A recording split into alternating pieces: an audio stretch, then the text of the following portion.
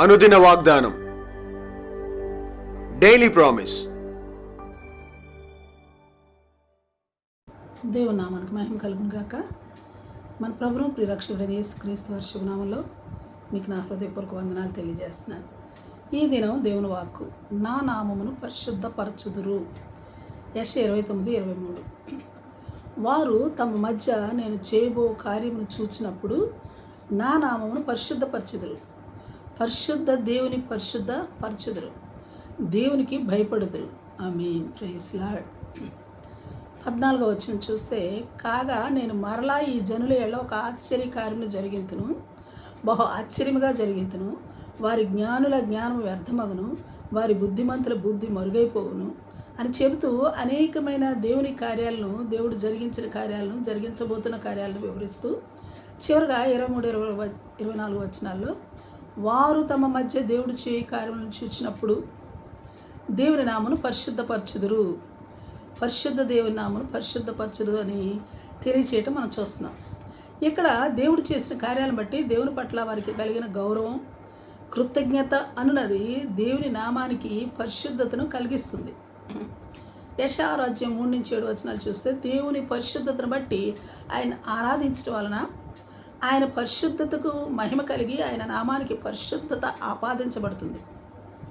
అలాగే వారి అపవిత్రతను వారు తెలుసుకుని ఒప్పుకొనుట వలన, దేవుడు వారి అపవిత్రతను పోగొట్టుట వలన ఆయన నామానికి పరిశుద్ధత ఆపాదించబడుతుంది. ప్రకటన 4:8-11 వచనాలు చూస్తే, దేవుని పరిశుద్ధతను బట్టి దేవుని ఆరాధిస్తూ స్తుతిస్తూ దేవుని ఎదుట తమను తాము తగ్గించుకుంటూ ఆయన సింహాసనం ముందు సాగిలపడి నమస్కరించడం వలన ఆయన నామం పరిశుద్ధపరచబడుతుంది. సంఖ్యాకాండం 20:13 వచనం.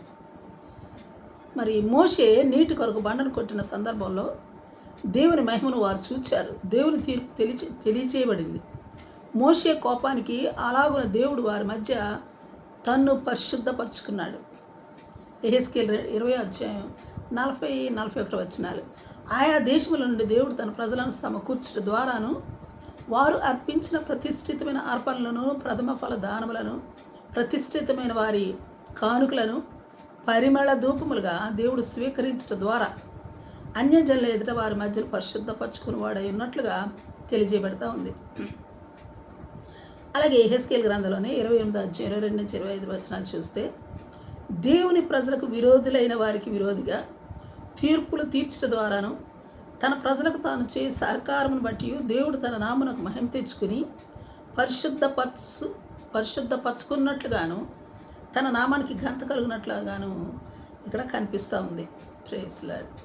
మరి ముఖ్యంగా 36-23 వచనం నుండి చూస్తే, యెహోవాయే ప్రభువును దేవుడని తెలుసుకున్నట్లు తన ప్రజలను పవిత్రపరిచి అన్యజనుల్లో తన నామం ఘనపరచబడినట్లు ఆయన గొప్ప అద్భుతాలు చేస్తానని చెబుతూ ఉన్నాడు. అదేమంటే, తన ప్రజలను తాను పవిత్రపరచుకుని వారి హృదయాల్లో దేవుని ఆజ్ఞలను నిండి ఉండునట్లుగా చేసి తను తాను పవిత్రపరచుకుంటానని చెబుతూ ఉన్నారు ప్రభువైన యెహోవా. నిర్గమాకాండం 29:43. దేవుని ప్రజలు దేవునికి ఇచ్చిన బలి అర్పణలను బట్టి దేవుడు సంతోషించి అక్కడికి వచ్చి వారిని కలుసుకుని వారితో మాట్లాడటం బట్టి దేవునికి మహిమ కలుగుతుంది. అలాగే ఆ మహిమ వల్ల దేవుడు పరిశుద్ధపరచబడును అని దేవుడే స్పష్టం చేస్తూ ఉన్నారు. Praise lord. రోమీయులకు రాసిన పత్రిక 2:23-24 వచనాలు చూస్తే, పౌలు భక్తుడు చెప్పిన రీతిగా ధర్మశాస్త్రమును, దేవుని ఆజ్ఞలను పాటించడం ద్వారా దేవునికి మహిమ. ముఖ్యంగా గమనించాల్సిన విషయం ఏమంటే, దేవునికి మహిమ కలిగిన చోట దేవుని నామం పరిశుద్ధపరచబడతా వస్తుంది. ఆయన ఆజ్ఞలను గనుక్కోనకపోవటం వలన ఆయన నామం దూషించబడతా ఉంది. అందుకే 1 పేతురు పత్రిక 1:14-16 వచనాల్లో చెప్పబడినట్లుగా ఆయన పరిశుద్ధులై ఉన్న ప్రకారం మనమును పరిశుద్ధులై ఉండి పూర్వపు అజ్ఞాన దశలో మనకుండిన ఆశలను అనుసరించి ప్రవర్తించక విధేయులైన పిల్లల వలె మనలను పిలిచిన వాడు పరిశుద్ధులై ఉన్న ప్రకారం మనమందరమును మన సమస్త ప్రవర్తన యందును పరిశుద్ధులై ఉందుముగాక. ఆమేన్. Praise lord. ప్రార్థన చేసుకుందాం. ప్రేమ నమ్మకం కలిగిన మా పరలోకపు తండ్రి, నీ పరిశుద్ధ నామానికి స్తుతులు, స్తోత్రాలు. దేవా, నీ నామము ఎల్లవేళలా పరిశుద్ధపరచబడును గాక. దేవ, నామ సమస్త ప్రవర్తనలో పరిశుద్ధత కలిగి ఉండి మీ నామమును పరిశుద్ధపరచువారమైనట్లుగా మీ ఆజ్ఞలను పాటించటలోను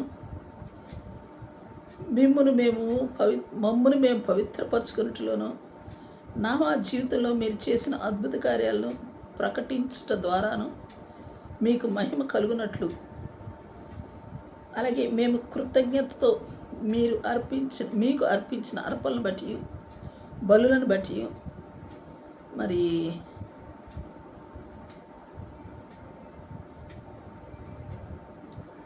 ఒకటేమిటి, సమస్త ప్రవర్తనలోను మీ నామానికి మహిమ కలుగునట్టి రీతిగా జీవిస్తూ మీకు స్తుతులు చెల్లిస్తూ నేను మిమ్మల్ని ఆరాధిస్తూ మీ నామమును పరిశుద్ధపరచు భాగ్యము మాకు అనుగ్రహించమని బ్రతిమలాడుకుంటూ ప్రార్థించి స్తుతించి వేడుకొంచున్నాం తండ్రి. Amen, amen. Praise lord. రేపు మరొక వాగ్దానంతో మనం కలుసుకుందాం. ప్రతిరోజు ఉదయం ఈ కార్యక్రమాన్ని వీక్షించగలరు. తిరిగి మళ్ళా రేపు ఉదయం కలుసుకుందాం. దేవుడు మిమ్మల్ని దీవించును గాక.